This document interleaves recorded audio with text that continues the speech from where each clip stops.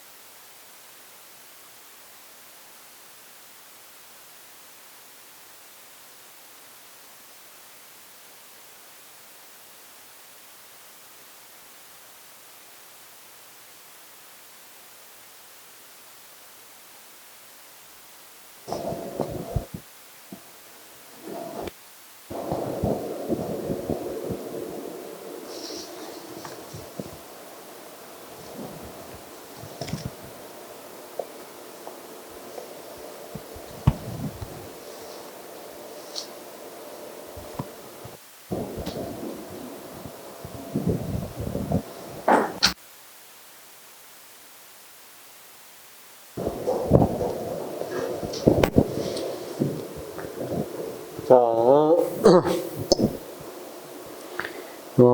쌤, 여기 조직 구조 있고 관료제, 그쵸? 관료제는 다시 지금 켜져 있죠, 그쵸? 조직 구조는 자, 뭘로 있다 그랬습니까? 조직 변수. 조직 변수는 기본 변수하고 상황 변수. 그죠? 그래서 항상 기본 변수, 상황 변수 이렇게 있고, 기본 변수는 공식화, 복잡성, 그 다음 직권성과 분권성. 그 다음 상황 변수는 우리가 기술, 그 다음 규모, 기술, 환경. 세 가지. 자, 그리고 그것에 입각해서 이 변수를 무엇에 입각해서 조직해야 되겠어? 원리에 입각해서. 근데 원리는 무슨 원리하고? 분업의 원리하고, 이 분업했으니까 통합해야 되겠죠. 통합이나 조정의 원리에 입각해서 안 된다.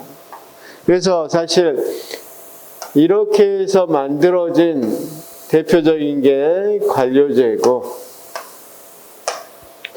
물론 이걸 구체화한 게 어떤 게 조직 설계, 그 다음 부서화, 그 다음 조정 기제가 있었죠. 그걸 가지고 만든 게 관료제인데, 관료제에 그래서 특징이 있었고, 이것도 시험에 많이 나왔고, 관료제 특징에서 나오는 역기능도 있었고, 그쵸? 특징에서 나오는 역기능. 어떤 것을, 분명히 어떤 거든지 우리가 사회에서는 순기능이 있으면 역기능이 있을 수밖에 없겠죠. 그래서 역기능이 있었고, 사실은 그럼 지금 현대에서는 이런 역기능이 좀 더 강조되고 있겠죠. 그다음 많은 사회가 변화돼서 특히 다품종 수령 생산 사회가 되면서 조직이 관료제와 같이 안정적인 환경에서 적합한 조직이었던 관료제가 굉장히 불안정적이고 환경이 굉장히 심하게 변한다고 그랬죠. 급격하게 변하게 되고, 여기는 아까 다품종 소량 생산 산업사회가 다품종 소량 생산으로 바꿔졌으니까 여기에 맞춰서 바꿔줘야 되는 거고, 따라서 관료제와 달리 굉장히 임시적인 조직으로서 필요한 거 있을 때 생겼다가 조직이 없어지고, 필요할 때 생겼다 없어지고, 이런 어떤 조직, 에드호크러시, 그렇죠?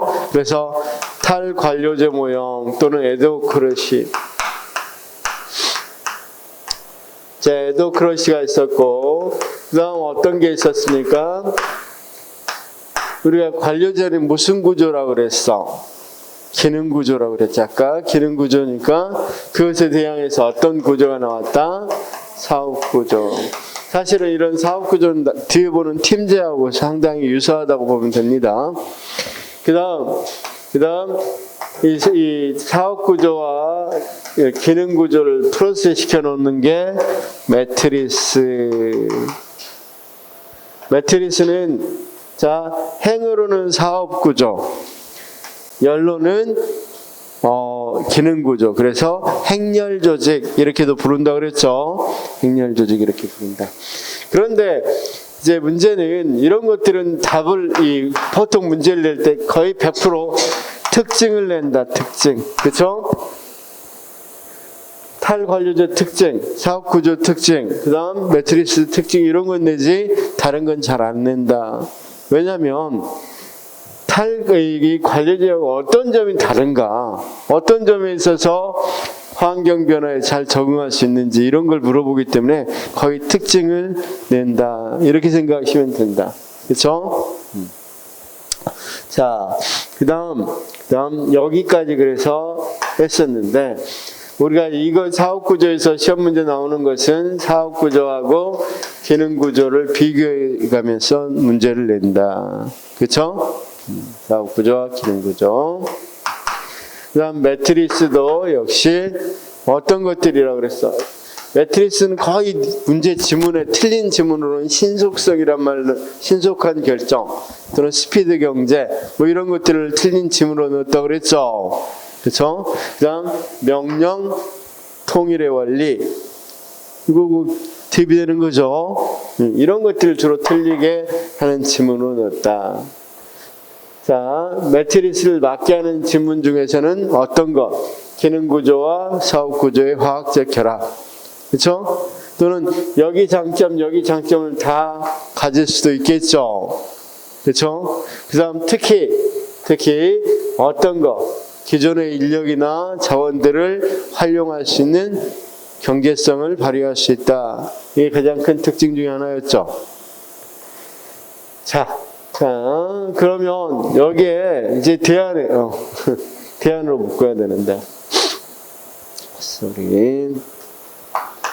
대안으로 묶어서 이야기 쭉 했는데, 이번에는 여기 이제 팀제는 아까 사업조직하고 비슷해서 시험 문제는 거의 나오지 않았습니다. 그렇죠? 문제가 딱 한 문제 나왔는데, 그래서 팀으로 조직하는 거 41페이지 한번 볼까요? 상호 보완적인 기능을 가진 소수의 사람들이 공동의 목표를 달성하기 위해서 책임을 공유하고 문제 해결을 위해서 공통의 접근 방법을 사용하는 조직 단위. 요즘 회사에서도 팀제 많이 운영하죠? 그렇죠? 거기 있는 것 같이, 공무부, 판매부, 그다음 제품기획부, 그다음 연구개발부, 여기에서 팀원들이 모였죠. 그래서 이걸 뭐한다? 팀장을 두고 나서 생산 1팀, 그다음 생산 2팀, 생산 3팀 이렇게 나눠서 하는 것을 우리가 팀제라고 그러죠. 우리나라도 팀제를 도입했어요. 근데 정부 조직이. 근데 실패했어. 그래서 팀제가 시험에는 잘 안 나올 거야. 이제 대도 배경은 뻔하고 대도 배경은 똑같습니다. 거의 대부분 아까 대안들 나오는 거 대도 배경은 똑같습니다. 그래서 거기 42페이지 보니까 특징 핵심 업무 과정을 중심으로 조직화했다. 수평적 조직 구조다. 자율팀이 기본 구성 단위이다. 그 다음 대폭적 권한 유임돼 있다. 성과 보상이 성과 중심의 보상이다. 아까 사업 조직하고 거의 비슷하죠. 그렇죠? 좀 차이가 있다면 사업 조직은 태스크포스 같은 경우는 금방 생겼다가 없어지죠. 그런데 여기는 그런 게 아니라 아주 팀제로 그냥 뭐한다. 그러니까 영구적인 건 아니지만 오랫동안 유지되는 걸 말합니다. 그렇죠? 자, 적합한 상황. 오래된 조직보다는 신설 조직. 조직 문화 측면에서는 관리보다는 현업이 강한 조직. 그 다음 자율이가 여유 있는 조직보다는 부족한 조직. 매우 중요한 업무를 수행하는 경우. 이렇게 해서 팀 단위로 하는 겁니다. 수행 과업이 복잡한 경우. 그 다음 동태적인 경우 등에 적합하다. 우리나라 도입된 거 봐봅시다. 우리나라 경우 2004년 정부조직법 개정을 통해서 보조기관인 과업 구성 방식을 다양화할 수 있게 됨에 따라 여러 부처에 도입됐다. 우리나라 팀제의 특징으로는 성과 중심의 책임 행정 조직화, 결제 단계를 축소하고 구성원의 전문화 및 다기능화, 구성원 선발과 성과 평가에서 경정체제의 도입, 팀장과 팀원에 대한 대폭적 권한 유임, 직급에 얽매이지 않는 팀장과 팀원을 선발. 자, 이제 장단점 나왔는데 장단점도 뭐하고 일반적인 아까 사업 조직과 거의 유사하다고 생각하시면 되겠습니다.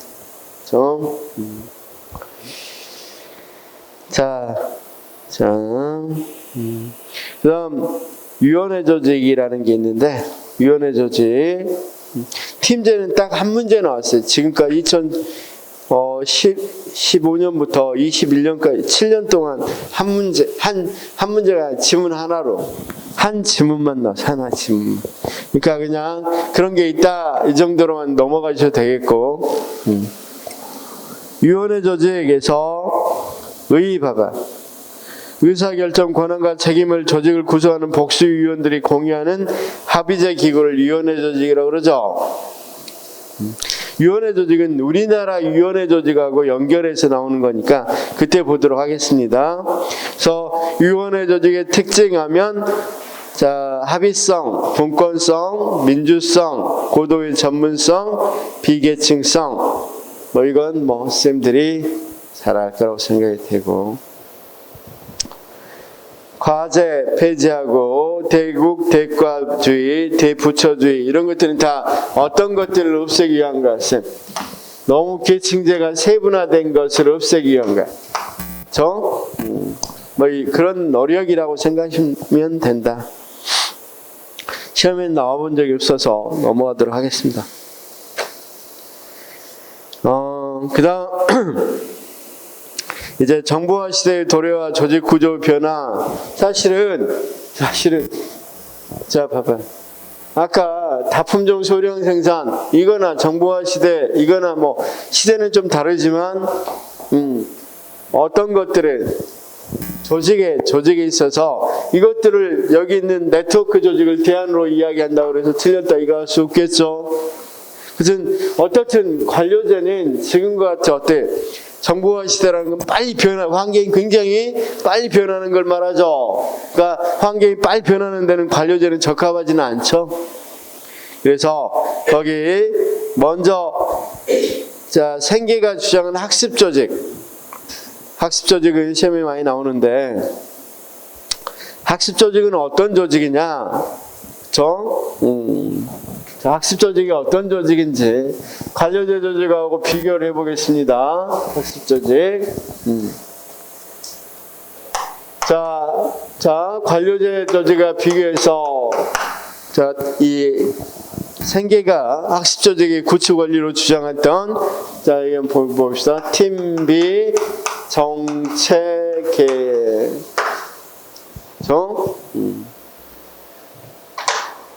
가수 팀이 비가 와서 정체가 드러났죠. 뭐였어? 개였죠. 넘어갈게요.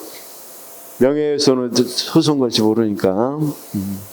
자, 뭘 공유한다? 아, 팀학습. 뭘 강조한다? 팀학습을 강조한다.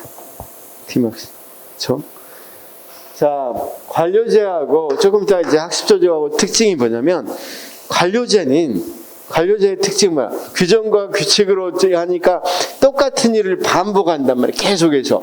그래서 뭔가 문제가 생겼어. 문제가 생겼음에도 불구하고 규정과 규칙이 바꿔지지 않는 한은 계속해서 같은 실수를 하겠죠. 시행착오를 계속 겪겠죠. 근데 팀학습 이 관료제에서는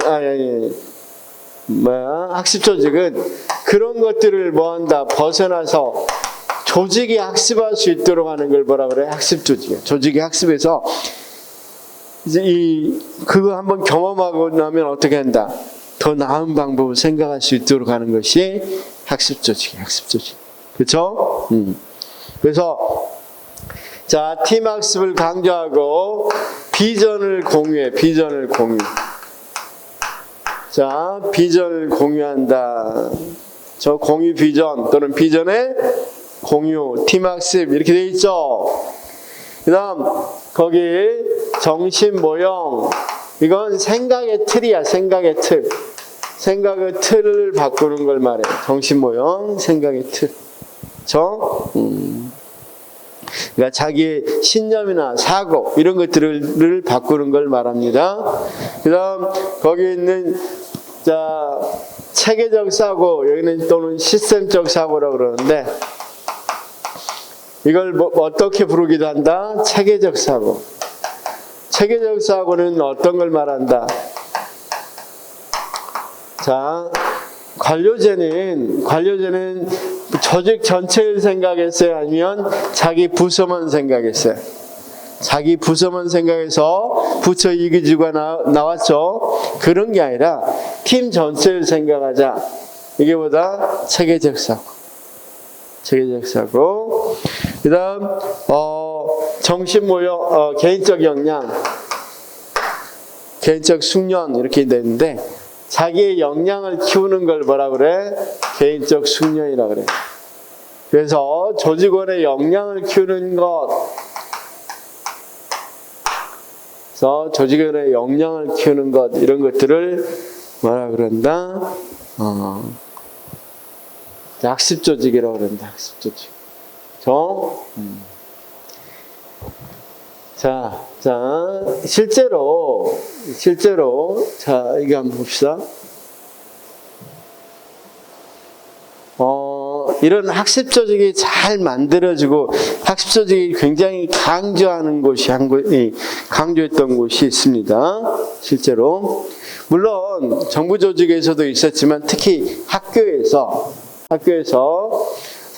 우리 쌤들 혹시 이런 말 들어봤어요? 전문적 학습 공동체.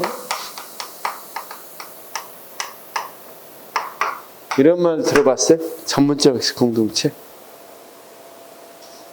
처음 들어봐요? 학교는 요즘 이런 걸 만들자고 굉장히 강조한단 말이야. 그렇죠? 그래서 뭘 하는지 한번 봐봐. 여기서 뭘 하는지를 보면 여기는 이게 무슨 조직인지 조금 이해가 될 겁니다. 여기는 전문적 학습 공동체는 일단 교사들이 자유롭게 모여. 자유롭게. 자기 자율성을 가지고 모입니다. 그리고 여기서 특히 이런 거예요. 자기 수업을 자기가 수업한 걸 다른 동료들에게 보여준단 말이야. 자, 자기가 수업하고 있는 걸 보여주고, 거기에 대해서 수업을 개방한 뒤에 수업을 나눈다고, 수업 나눔이라고 그래서 자기 수업한 것을 서로 간에 이야기를 한단 말이야. 뭐가 좋고 뭐가 나쁘고 서로 뭐가 어떻게, 이런 식으로 수업 나눔을 한단 말이야. 그 다음 서로 간에 수업을 성찰을 해. 그 다음에 자기가 어떤 걸 잘했고 어떤 걸 못했는지 이런 것들을 성찰하겠죠. 그렇죠? 그런 식으로 해서 이 전체적인 학교의 교수 학습 같은 것을 수업 방법 같은 걸 개선시키고 발전시켜 나가는 걸 뭐라 그러냐면 전문적 학습 공동체라 그래요. 자, 다시 한번 봅시다. 옛날에는 어땠어요? 옛날에는 선생님들이 자기 수업을 다른 선생님들이 수업에 대해서 비판하는 거 되게 싫어하죠. 수업 개입하는 거 되게 싫어하죠. 자기가 수업 가르치고 있는데 선생님이 이 수업 방법 이렇게 바꾸시는 게 좋겠어요. 그럼 되게 화를 낸단 말이에요. 굉장히 폐쇄적이었어. 그렇죠? 그런 게 아니라 이렇게 만약에 이렇게 수업 개방하고 수업 나누고 수업 성찰을 하게 되면 전체적으로 무슨 학습이 이루어져? 팀 학습이 이루어지죠.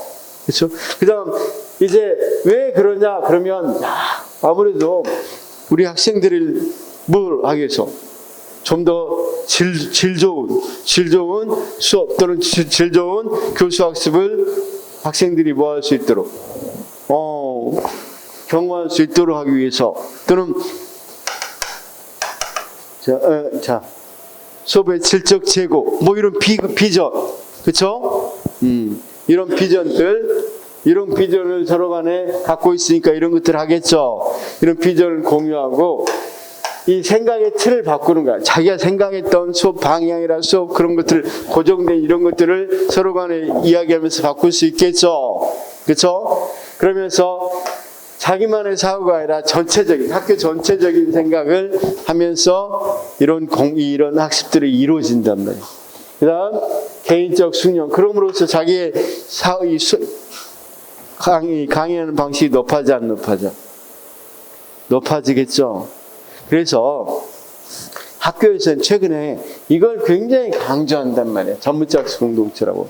이게 전문적 학습 공동체가 학습 조직을 기반으로 해서 기초로 해서 만들어진 조직이다. 뭐 이렇게 이야기한단 말이에요. 자, 기존의 학교를 한번 생각해 보면 기존의 학습 방법은 아주 오래된 학습 방법 그대로 쓰고 우리 교수님들 보면 어때요? 한 15년 된 강의한 그대로 갖고 쓰고 계시죠? 안 바꾸시죠? 그렇죠? 그리고 그러다 보니까 똑같은 실수를 계속 시행착오 계속 겪겠죠? 자기가 나아져 안 나아져? 저는 전혀 나아지지 않는단 말이에요. 그런 것들을 바꾸기 위해서 이런 것들을 이야기하는데 이런 것들이 바로 무슨 조직이라고 생각한다? 학습 조직이라고 생각한다. 자, 학습 조직은 그러면 조직이 어떻게 되는 거? 서로 간의 의견을 이 자신들의 경험을 공유함으로써 좀 더 나은 어떤 것들을 할 수 있겠어? 문제 해결을 좀 더 나은 방법으로 할 수 있겠죠. 학생들에게 좀 더 나은 방법으로 가르칠 수 있겠어, 없겠어? 그런 식으로 해서 조직의 여러 가지 문제들, 만약에 학교 폭력이다 하더라도 학교 폭력에 대해서 내가 해결했던 경험을 같이 공유하고 서로 토의하고 토론하고 하게 되면 좀 더 나은 방법을 도출해낼 수 있겠어, 없겠어? 있겠죠. 그런 식으로 해서 조직이 성장한단 말이에요. 학습한다, 성장한다. 그대로 있는 게 아니라 그러면 이 조직은 이번에 해결하는 것보다 다음에 해결하는 것이 훨씬 더 뭐 하겠어? 효과적으로 해결할 수 있겠죠.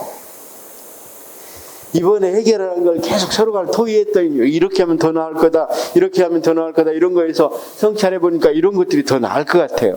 그럼 다음번은 훨씬 더 효율적으로 성찰하겠지. 똑같은 실수 계속 시행착오 하는 게 아니라 그런 걸 무슨 조직이라고 생각하면 돼? 학습하는 조직이라고 생각하면 돼. 그렇죠? 그래서 학습 조직이 뭔지는 일단 알겠죠? 그래서 거기 특징이 뭐냐면 의의부터 모든 조직 구성원이 문제인지 해결에 관여하면서 조직 능력을 제고하기 위해서 시행착오를 거치면서 지속적으로 실험할 수 있는 조직이다. 효율성이라는 관료적인 궁극적 가치와는 달리 학습 조직에서는 문제 해결의 필수적 가치가 된다. 실수가 아니라 필수입니다. 죄송합니다. 더 나와서. 우리 쌤들 밴드 조금 이따 가입하시면 서식이라든가 자료 같은 거 올려놓을 때 참고하시기 바랍니다. 좀 이따 가르쳐 드릴 거니까 전화 제가 밴드 가입시켜 드릴 거니까 저한테 문자 주시면 됩니다. 전화번호 가르쳐 드릴 거니까. 자, 나중에 요약집을 책으로 하나 내려고 그래요. 요약집이 지금 3권째 나왔거든요. 3권째. 한 5권, 6권 해서 책으로 한 권 낼 겁니다. 어떤 요약집은 계속 나눠드리고, 만약에 나중에 올려놓을 생각에 밴드에다가 자료집을 이걸 원본을 좀 올려놓으면 쌤들이 나는 조금 바꿔야 되겠다 이 부분 그럼 바꿔서 쓸 수도 있을 거니까. 자, 그 다음 특징이 뭐라고 되어 있습니까? 사려 깊은 리더십, 구성원의 권한 강화, 전략 수립의 다양성, 강한 조직 일체감, 정보를 공유하고 수평적 조직 구조를 강조하고. 대강 어떤 느낌인지는 알겠죠? 그래서 자, 학습 조직은 자신과 다른 사람 경험과 시행착오를 통해서 학습 활동을 높게 평가한다. 아까 자신이 경험했던 것들을 뭐한다? 서로 간에 개방하고 공유한다 그랬죠. 그렇죠? 특정한 외부 전문가를 중시하기보다는 조직 구성원 모두가 맡은 분야에서 전문가가 될 수 있도록 제도적 도움을 준다. 외부 전문가보다는 내부적으로 이렇게 한다는 겁니다. 자, 변화를 위한 학습 역량 함양을 통해 미래 행동 기반을 구축하고, 자, 학습 조직은 관계 지향성과 집합적 행동을 장려한다. 관계 지향성과 집합적 행동이죠, 이런 행동들이. 그렇죠? 그래서 여기 봐봐, 쌤. 여기 보면 외부에서 어떤 장학사가 와서 하는 게 아니라 내부에서 뭐 자기들끼리 하는 거죠. 그렇죠? 자, 그 다음 생계의 학습 구축, 조직 구축 관리, 개인적 숙련, 정신 모형, 공유 비전, 팀 학습, 이 시스템적 사고. 자, 학습 조직의 유용성 나왔습니다. 그럴 때 환경 변화에 적극적 대응할 수 있고, 뭘 통해서 학습한다? 경험을 통해서 학습한다. 그 다음 의사소통의 활성화와 팀워크를 형성할 수 있겠다. 이건 다 알겠죠? 의사소통 활성화되고 팀워크 형성할 수 있겠고. 그 다음 당연히 특징은 무슨 조직과 비교하겠어? 관료 조직과 비교되겠죠? 이제 조직학습의 유형이라고 그래서 단순 순환 학습, 이중 순환, 삼중 순환이 있는데 여기까지는 알 필요 없습니다. 그렇죠? 이게 학습 조직입니다. 그다음 네트워크 조직은 사실은 지금 삼성이나 뭐 구글 또는 애플 마찬가지 않습니까? 어떻게 조직되어 있어? 거의 다른 것들은 다, 자, 뭐 반도체 이런 것들은 다른 데서 다 맡기고 자기 핵심 부분만 하고 있죠. 그렇죠? 삼성도 마찬가지고 애플도 애플도 자기가 다 만드는 거야. 자기가 핵심적인 것만 하고 나머지 다른 부분들은 뭐 애플에 들어갈 수 있는 배터리 같은 것은 다른 데다 중국에다 맡기고 다 맡기죠. 이런 식으로. 그렇죠? 여기 들어갈 칩 같은 건 TMC에다 맡기고 대만에 맡기고. 그렇죠? 그러면 옛날에 뭐 이를테면 무슨 문제가 부품 문제가 생기면 생산에 차질을 빚고 막 그랬었잖아. 어쨌든 그건 단점이고, 그렇게 핵심적인 것만 맡고 다른 것들은 다 외주화 줌으로써 뭐 할 수 있겠어? 비용도 굉장히 절감할 수 있겠죠. 근데 이런 네트워크 조직은 그러면 거기 봐봐. 네트워크 조직은 자, 각기 높은 독자성을 지닌 조직 단위나 조직들 사이의 협력적 연계 장치로 구성된 조직이다. 네트워크 조직은 전략, 계획, 통제의 기능만을 수행하고, 자신이 어떤 거? 애플도 그렇죠. 자신이 어떤 것만, 전략, 계획, 통제만 주로 수행하고, 실제 대부분 생산은 어디서? 삼성도 베트남에서 생산하고 생산 다 맡기죠. 생산 기능은 큰 조직에 유용하기 때문에 공동 조직이라고도 한다. 자, 네트워크 조직의 연계 장치는 계속 통제가 있는 수평적 협력 관계. 그러니까 계층제에다가 옛날에 우리 재벌일 때는 자기 회사의 모든 걸 다 두려고 했는데 그런 것보다는 어떻게 한다? 다 다 외주화시켜서 맡기죠. 개체적 통제가 아닌 수평적 협력 관계다. 네트워크 조직은 가상 조직과 임시체제의 속성을 내포하는 경우도 내포할 수도 있다. 그쵸? 자, 그다음 통합 지향성. 요즘 영화 같은 경우도 만들 때 자기가 영화 다 만드는 거 아니죠? 핵심적인 것만 하고 외주화 줘서 만들기도 하죠. 음성을 넣는다든가 뭐 여러 가지 편집이라 이런 것들은 다 외주화 줘서 하는 경우가 많이 있죠. 그다음 거기 특징 통합 지향성이다. 네트워크 조직 구성원들의 활동은 공동 목표 추구를 위해서 수직적, 수평적, 공간적 통합이 형태를 띤 조직이다. 그다음 네트워크는 느슨하게 연계된 구성 단위들과 환경의 교우작용, 서로 상호작용한 걸 말합니다. 자, 그다음 자율적 업무 수준. 그다음 의사결정은 분권성과 직권성을 갖고 있는데 구성 단위된 권한은 유임 수준이 높기 때문에 분권적이지만 공동 목표 달성을 위한 통합을 추구할 때는 직권적이다. 그다음 될 수 있으면 수평적 구조라는 거죠. 그다음 기계적인 게 아니라 유기적이죠. 자, 그다음 정보 기술을 활용하고 물적 자원을 축소한다. 자기가 직접 만들지 않으니까 물적 자원 축소도 되겠죠. 거기 특징표를 조금 보고 문제를 풀어보면서 하도록 하겠습니다. 거기 효용. 자, 높은 기동성과 적응성, 환경의 변화 등에 신속하게 적응, 창의성 발휘할 수 있고 고객에 대해서 큰 만족을 줄 수 있고 자원의 전략을 도모할 수 있으며 정보 교환을 효율화해서 자원 축적과 조직 학습을 촉진할 수 있다. 그 다음 한계는 어떻습니까? 자, 외부 간의 늑슨한 연계로 구성단위 간 신뢰관계를 기대할 수 없거나 업무 성과 평가가 어려운 경우 효용을 기대하기가 어렵다. 그쵸? 그 다음 중심 조직의 공동화. 글씨가 화자가 안 써졌는데 화자가 빠졌는데 우리가 도넛 어때요? 도넛 보면 가운데가 텅 비어있죠?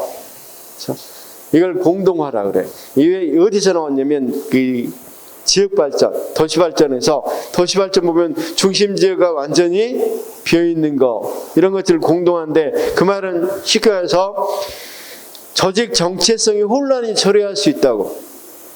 그래서 응징력 있는 조직 문화를 갖기 어렵다. 이게 굉장히 시험에 많이 나와요. 지문으로. 자, 다시요. 응집력 있는 조직 문화를 갖기 어렵습니다. 왜? 너무 외주화 주다 보니까 자기 회사가 어떤 회사인지 정확히 뭐가 정체성이 많이 흐트러질 수 있겠죠. 그 다음, 지금 이런 조직들은 안정된 고용입니까? 임시직이 많습니까? 임시직이 많죠. 관료제도에 비해서. 그래서 고용 불안이 많이 일어난다. 자, 그 다음 또 하나 단점 중에 하나는 한 장 넘기면 네트워크 체제에 대해서 권한과 책임의 소재와 계통이 모호해서 지연이나 낭비가 처리될 수도 있겠다. 그쵸? 자, 그 밑에 가상 조직이 있는데 가상 조직은 한 번도 시험에는 안 나왔어요. 시험에는 안 나왔는데 최근에 이런 가상 조직도 이야기될 수 있다. 그쵸? 이런 조직이 있다는 정도. 지금 막바로 가상 조직이 만들어지긴 조금 어려우니까 아직은 시험 문제 낼 만한 시기는 아니다. 그쵸? 이런 조직이 완전히 현실화돼야 되는데 아직은 이런 조직은 현실화되어 있지는 않기 때문에 자, 거기는 넘어가도 되겠습니다. 그래서 문제를 시험 문제 많이 나오는 문제로서 한번 학습 조직하고 네트워크 조직만 보도록 하겠습니다. 자, 먼저 학습 조직 먼저 볼까요? 2페이지 9번 문제 한번 먼저 보겠습니다. 2페이지 9번 문제.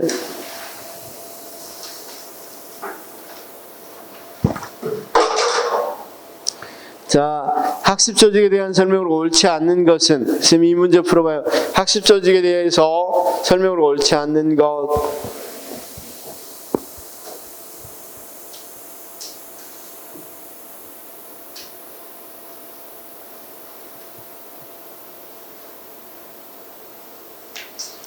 자, 선생님 옳지 않는 거. 답은 나왔죠? 자, 팀비 정책에는 무슨 학습? 팀 학습. 그쵸? 개인적 학습이라고 그랬습니까? 팀 학습이라고 그랬습니까? 팀 학습이라고 그랬죠? 그래서 답은 몇 번? 4번이 틀렸죠? 그 다음 7번 문제 보니까 네트워크 조직 구조가 가지는 일반적인 장점에 대한 설명으로 가장 옳지 않는 거. 네트워크가 가장 옳지 않는 거.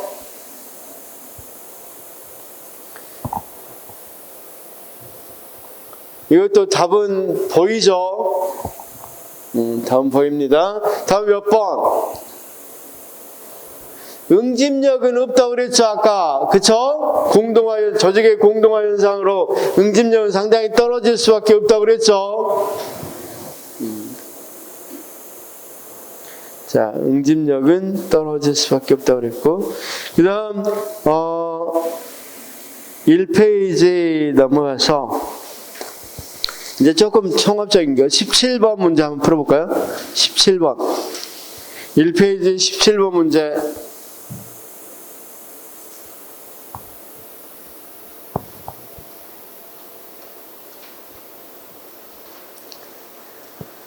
(1페이지) 17번 문제.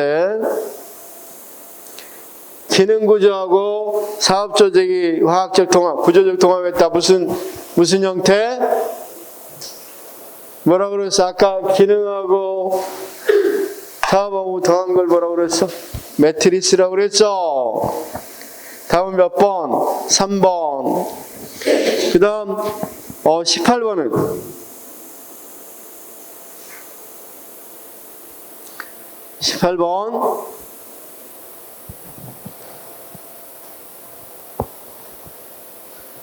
한번 전체적인 통합적으로 한번 풀어보십시오.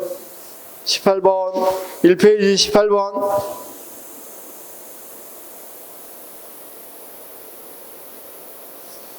이것도 답이 보이죠? 답은 몇 번? 뭐하고 신속한 거하고 맞지 않는다고 그랬어? 매트리스하고 신속한 거 맞지 않는다고 그랬죠? 4번. 옳은 것은 미안해. 옳은 걸 찾으라고 그랬죠? 쏘리. 자, 옳은 것은 몇 번입니까?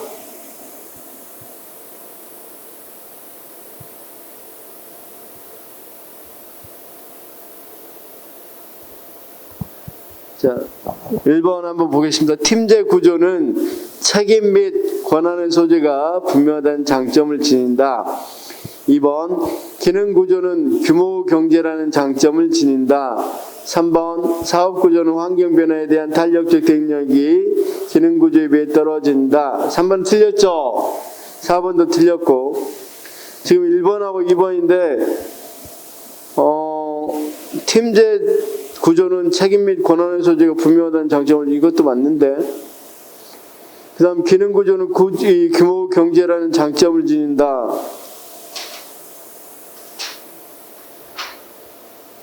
자, 기능 구조가 아까 규모 경제를 실현할 수 있다고 그랬죠? 같은 것만 하니까. 이것도 맞는데.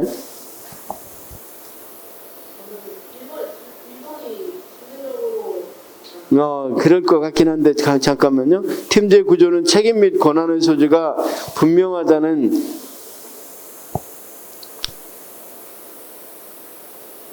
책임 및 권한의 소재가 분명하긴 한데, 팀제 구조가. 잠깐만요. 팀제 구조 한번 봅시다.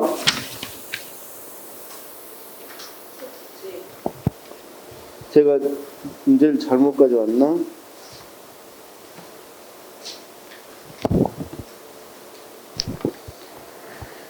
팀제 구조가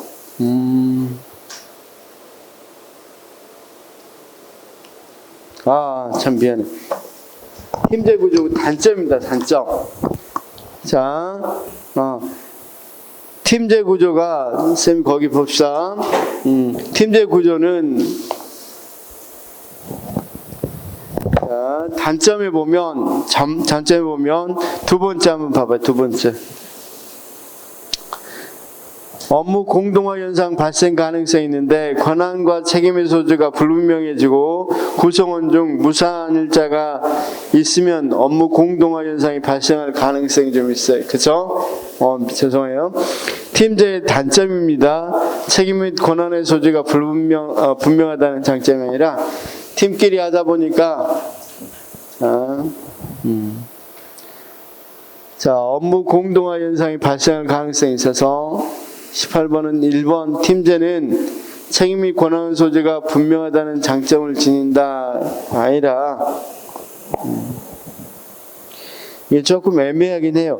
왜냐하면 책임행정을 구현할 수도 있거든요. 책임행정을 구현할 수 있는데 여기 같이 어떤 거 이 권한 책임 소재가 불분명해질 수도 있어서 약간의 논란이 좀 있는데 거기 문제는 선생님 말씀하신 대로 1번은 자 43페이지 보면 단점 봤어요? 43페이지 단점. 우리가 이 요약 좀 한번 봅시다. 43페이지.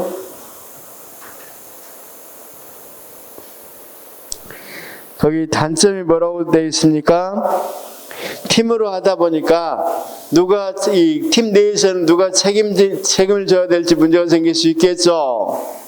그래서 자, 팀 간에는 책임이 좀 명확해지는데 누가 책임이 있는지 명확해지는데 팀 내에서는 업무 공동화 현상이 발생해요. 43번에 단점의 두 번째 보니까 업무 공동화 현상 발생 가능성 이렇게 돼 있죠. 그래서 권한과 책임의 소재가 불분명해질 수 있다고 돼 있죠. 그래서 자 18번은 다시 돌아와서 봅시다.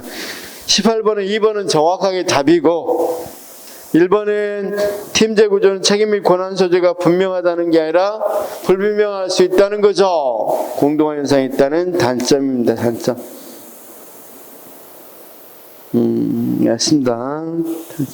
20번 문제. 매트리스 조직의 특징에 대한 설명을 옳지 않는 것은 지금 옳지 않는가 한번 골라보시면 이거 풀었나요? 풀었죠. 그 다음 이 페이지 7번 문제.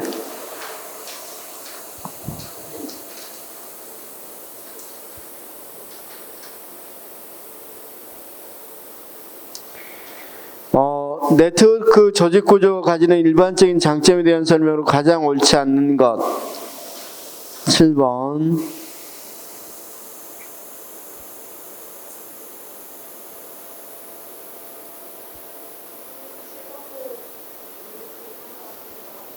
아, 7번도 풀었어요? 아, 풀었구나. 쏘리. 그럼 8번 문제 풀어야 되겠네. 조직에 대한 유형에 대한 설명으로 옳지 않는 것.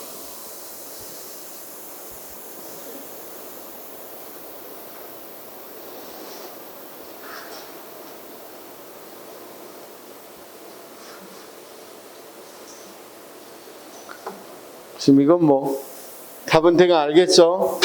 8번의 문제 답은 알겠죠? 8번에 몇 번?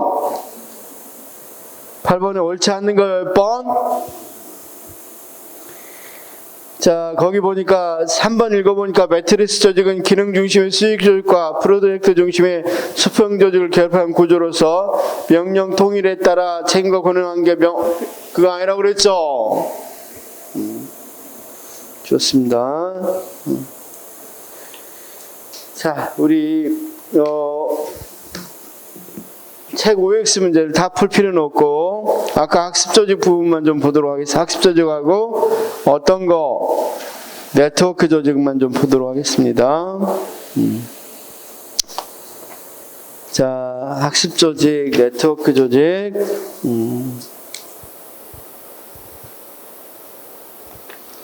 학습조직은 제일 뒤에 있네요. 78페이지에 177페이지 177번부터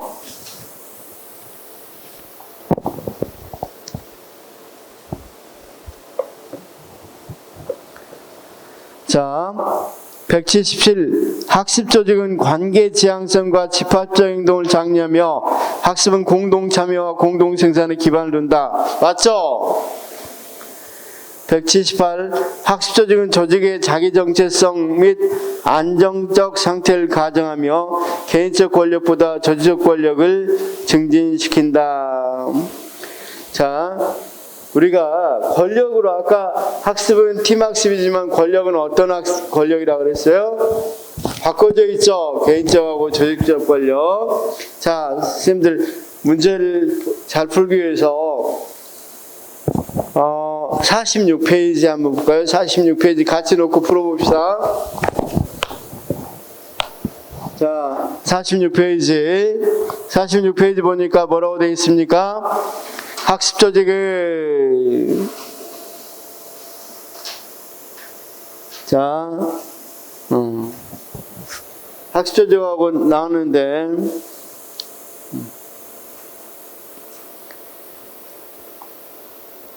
조직의 자기 정체성 및 안정성 상태가 아니라 변화 지향이라고 되어 있죠. 변화 지향. 그 다음 개인적 권력보다는 조직적 권력이 아니라 조직적 권력보다는 개인적 권력을 강조합니다. 거기 권력 조직 문화.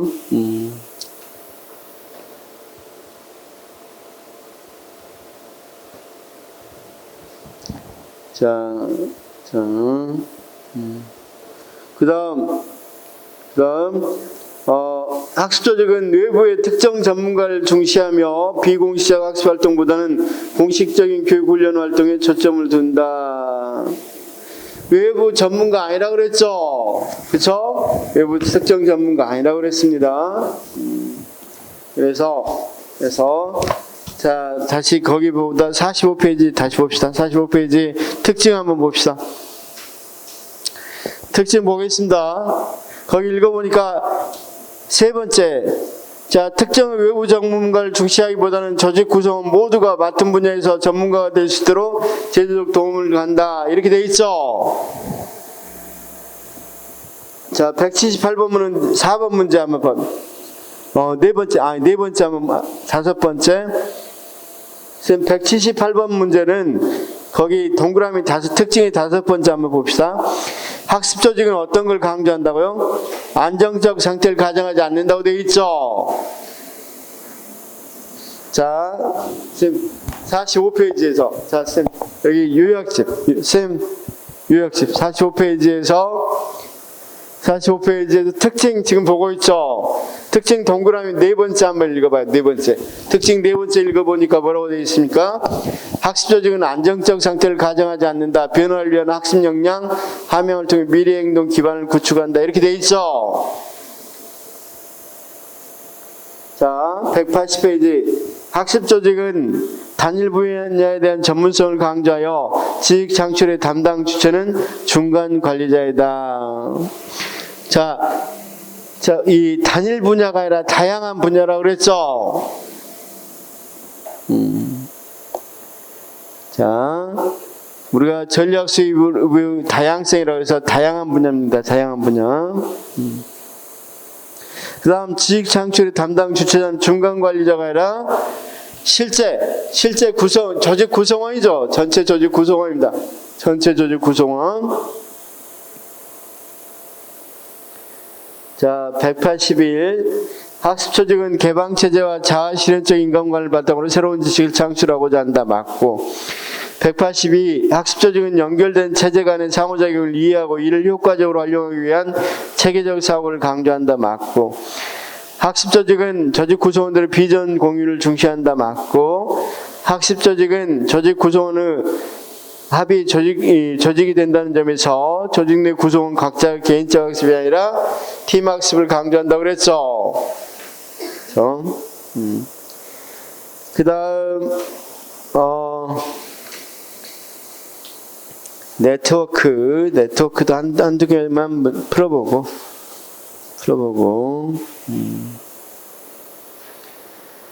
자, 네트워크 문제 나왔던 거 좀 풀어보겠습니다. 70페이지부터 한번 풀어보겠습니다.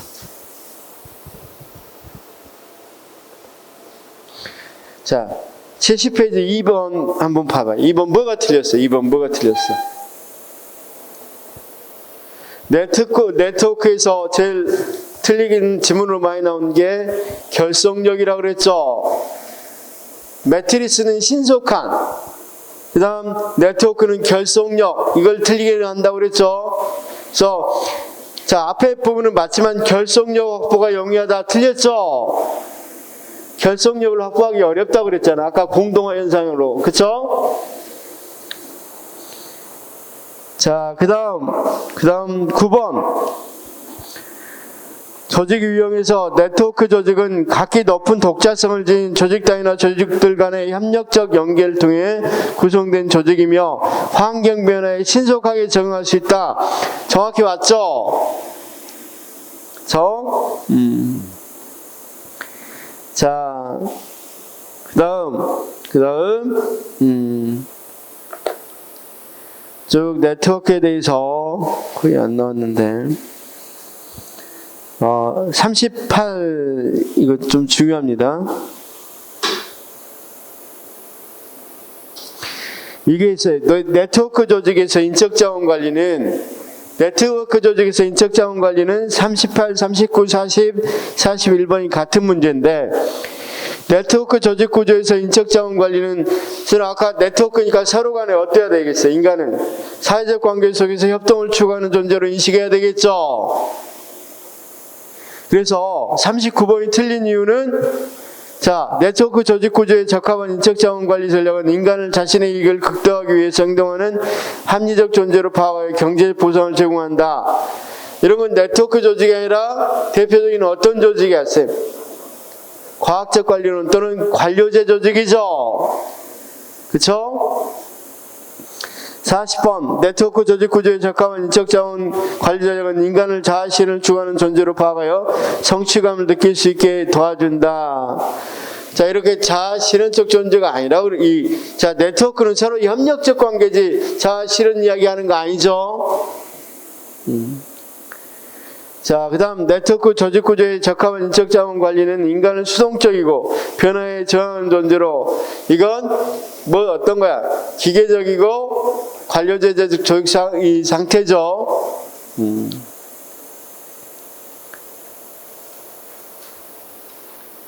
자, 43도.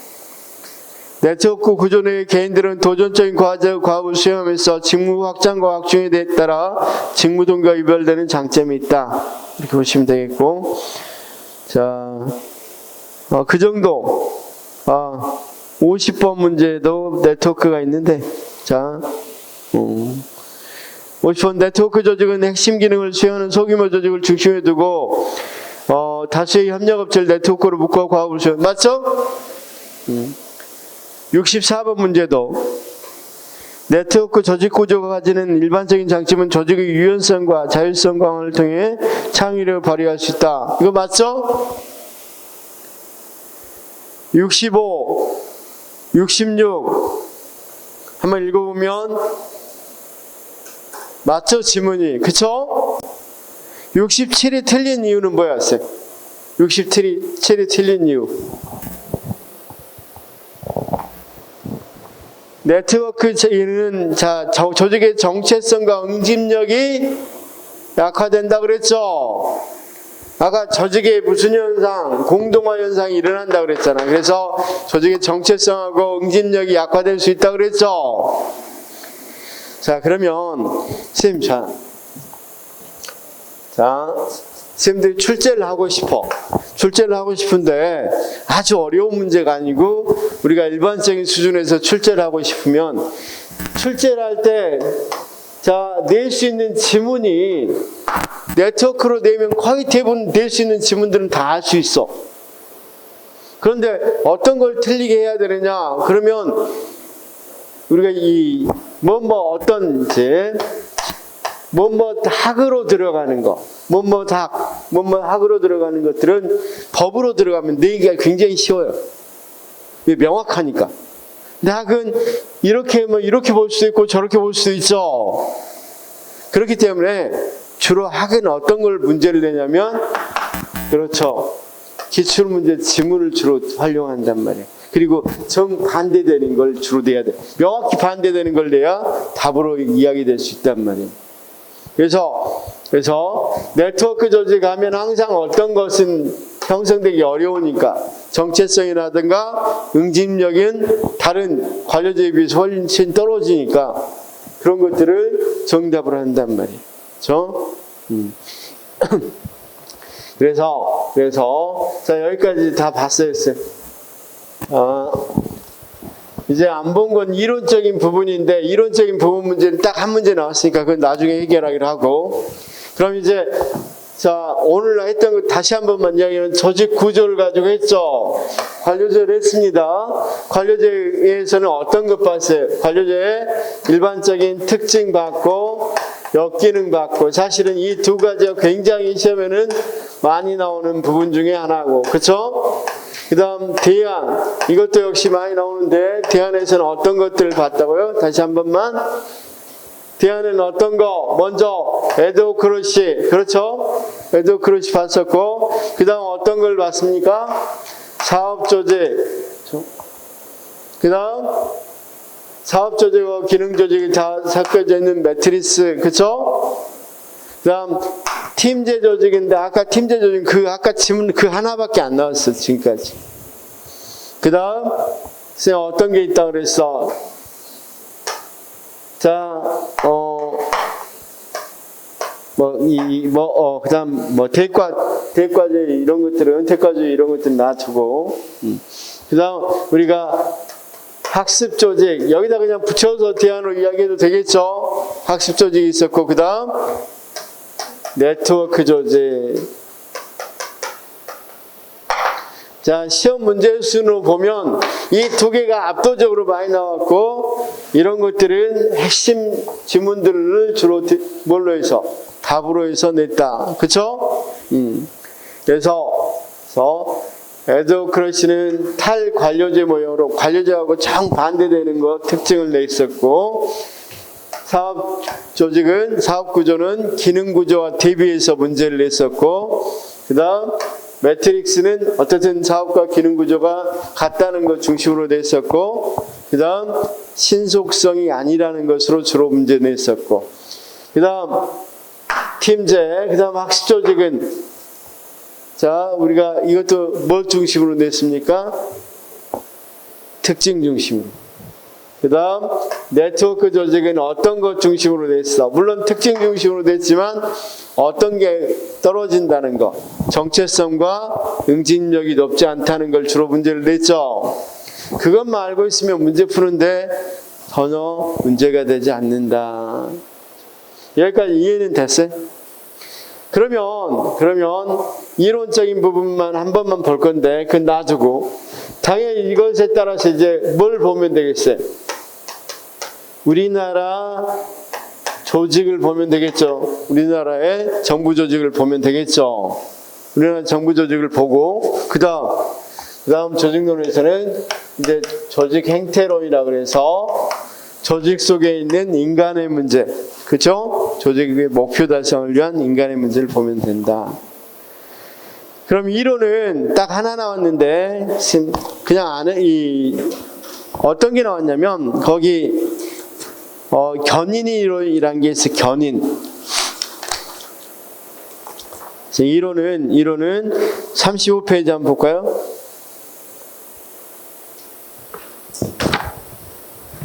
여기 자, 압박 이론하고 어떤 이론이 나왔습니까? 견인 이론. 그래서 거기 골렘비스키의 견인 이론인데, 골렘비스키 이름도 어렵죠. 골렘비스키.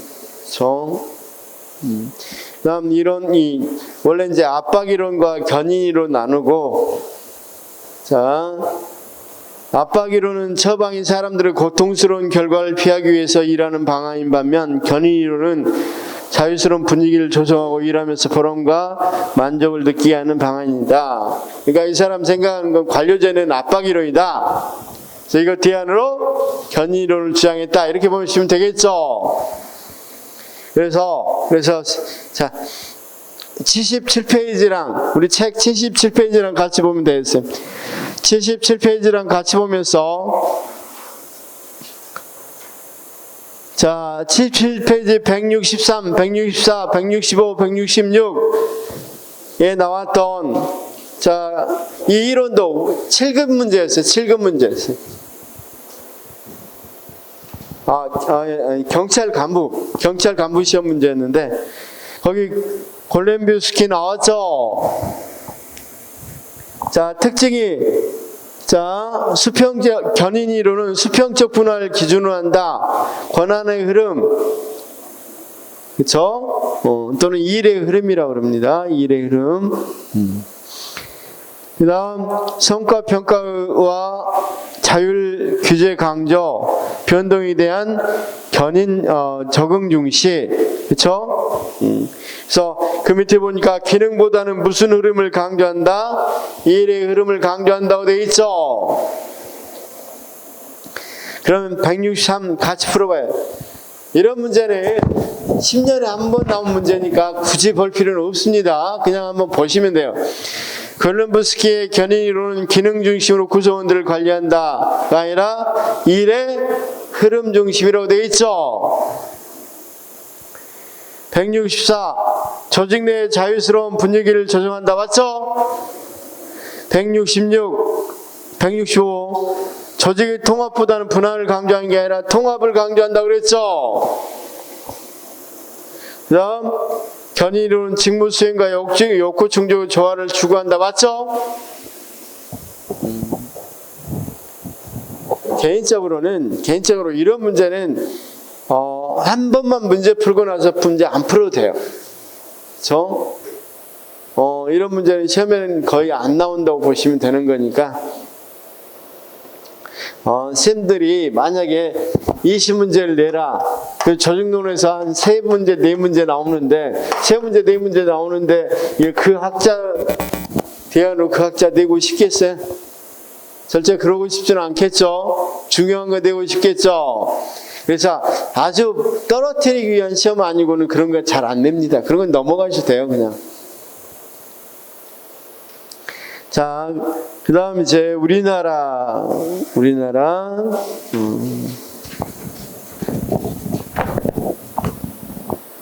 50페이지 한번 봅실까요? 50페이지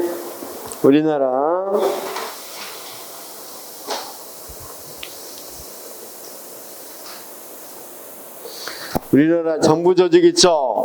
네, 정부 조직. 거의 이것만 봐도 돼요. 이것만 봐도 문제 푸는 데는 어려움이 없을 겁니다. 자, 몇 페이지? 50에서 55페이지까지 우리나라 일반적인 중앙정부 조직을 이야기했고, 56페이지부터는 공기업 이야기했습니다. 공기업은 최근에 56페이지 밑에 보면 개정 법률에서 이것도 법이 바꿔졌어요. 공기업으로 선정할 수 있는 게 직원 300명, 총 수입액 200억 원, 자산 규모 30억 원. 옛날하고 많이 바꿔졌죠. 이게 최근에 작년 12월 20일 날 바꿔진 거니까 이 정도로만 좀 봐주시면 되겠고, 이것 중심으로. 다음 책임 운영 기관. 우리나라 특허청이 대표적인 중앙 책임 운영 기관인데 62페이지부터는 책임 운영 기관 이게 나와 있습니다. 자, 이렇게 나와 있고, 이게 이제 조직론의 끝부분인데, 자, 이것만 봐도, 이것만 보되, 이것도 다 볼 필요는 없어요. 이것도 다 볼 필요도 없고, 꼭 필요한 부분만 보면 돼요. 필요한 부분만. 자,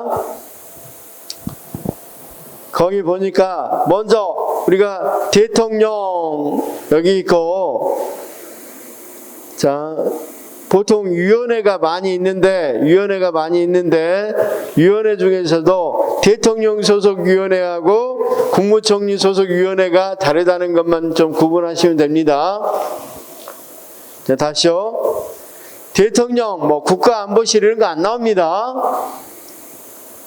자, 거기 대통령 직속으로는 감사원, 국가정보원, 방송통신위원회, 그 다음 공수처도 있고 국가인권위원회 2개죠. 자, 선생님 외워둡시다. 위원회 중에서 어떤 것과 국가인권위원회하고 방송통신위원회는 어디 소속이다? 대통령 소속이다. 이렇게 알아두시면 되겠죠. 그 다음 국무총리 소속 보니까 뭐가 있습니까? 공정거래위원회, 금융위원회, 국민권익위원회, 그렇죠? 개인정보 보호위원회, 원자력 안전위원회, 이런 위원회가 있죠. 국무총리 소속으로. 시험에 한번 나온 적이 있어요. 자, 꼭 알아둬야 될 게 국가인권위원회는 대통령 소속이지만 국민권익위원회는 국무총리 소속이죠. 말이 비슷하니까 이거 헷갈린 사람이 좀 있어요. 국가 그러면 자, 가나다 중에서 제일 빠른 게 가죠. 그러니까 대통령 소속이라고 하고, 국민 권익 그러니까 국무총리 소속으로 그냥 외워두시기 바라고. 자, 거기 중앙행정기관에서 거기 보면 자, 중앙행정기관장 할 때 중앙행정기관장은 기획재정부 장관, 교육부 장관 이걸 중앙행정기관장이라고 그러죠. 거기에다가 차관, 실장, 과장 이런 사람들은 실제 일을 하는 사람들이죠. 그런 사람들을 무슨 기관, 개선기관을 무슨 기관이라고 부른다? 보조기관이라고 부른다. 다시요. 실제 일을 하는 사람들은 뭐라고 불러? 보조기관입니다. 차관보, 정책관, 기획관, 담당관 이런 사람들은 참모기관이고, 그럴 때 보좌라고 그럽니다. 자, 다시요. 보조기관은 개선기관을 말하고 보좌기관은 참모기관을 말합니다. 그 다음 이제 부속기관하고 어떤 게 있다? 일선기관이 있어. 일선기관은 이런 거 있죠.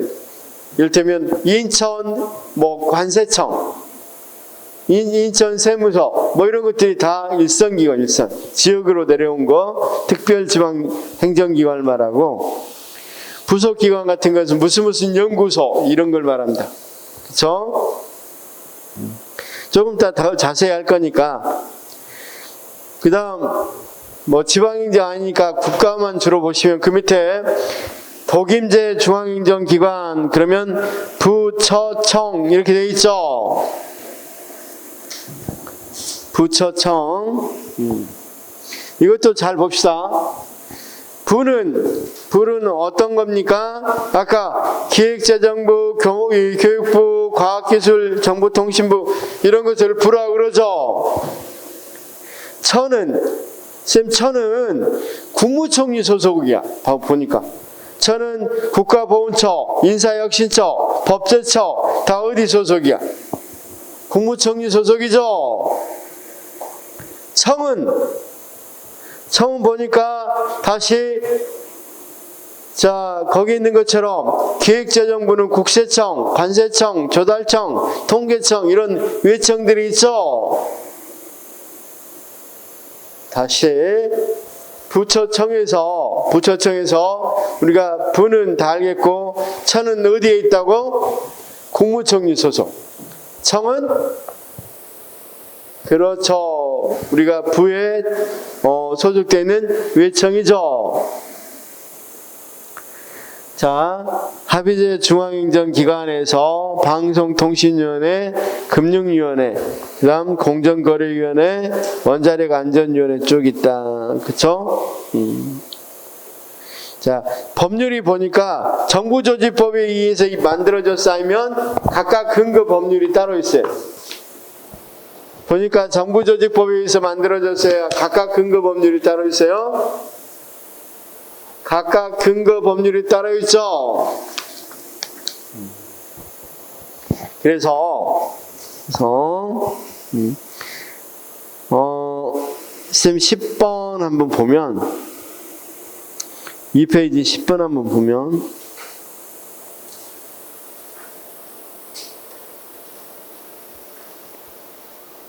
다음 중 대통령 직속 행정위원회에 해당하는 것은 이렇게 나왔죠. 그렇죠? 오늘 나눠드린 거 2페이지, 쌤 2페이지 10번 보면 우리나라 대통령 직속, 다음 중 대통령 직속 행정위원회에 해당하는 것은 하면 어떤 것에 해당되어 있었어요? 일단 행정위원회를 찾아야 되고, 그다음 이건 나중에 설명하겠습니다. 위원회 중에서 일단 대통령 직속만 생각해 봅시다. 대통령 직속. 그럼 뭐라 그랬어 아까요? 대통령 방송통신위원회죠. 이런 것들은 문제를 풀어야 좀 더 정확히 머리에 기억나요. 문제를 풀어야 제일 많이 기억납니다. 자, 우리가 회상 실험 같은 걸 굉장히 많이 하는데 사실은 어떻게 시험은 기억 많이 해야 되잖아요. 가장 회상이 잘 되는 게 뭔지 알아요? 시험 봤을 때 가장 회상이 잘 돼요. 그래서 시험들이 어떤 거 OX든 뭐든 계속 시험 형태로 보는 것들이 상당히 회상하는 데는 도움이 줍니다. 자, 그 다음 그 밑에도 조금 보시면, 자, 행정기관에는 그 소관 사무의 일부를 독립하여 수행할 필요가 있을 때는 법률로 정하는 바에 따라 행정위원회 등 합의제 행정기관을 둘 수 있다. 과학기술정보통신부, 문화체육관광부는 차관 2명을 둔다. 행정각부장은 국무위원이다. 각 부 밑에 처를 둔다. 각 위원회 밑에 청을 둔다. 그쵸? 자, 다 풀 필요 없고 우리가 공부했던 것만 생각해 봅시다. 자, 행정각부장은 국무위원이다. 맞다 틀리다? 자, 한번 51페이지 부를 한번 볼까요?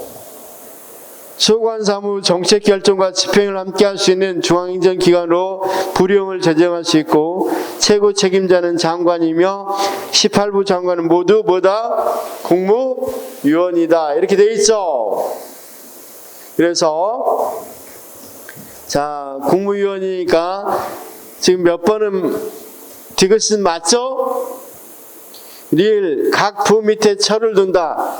부 밑에 처를 뒀어요? 아니면 국무총리 밑에 처를 뒀어요?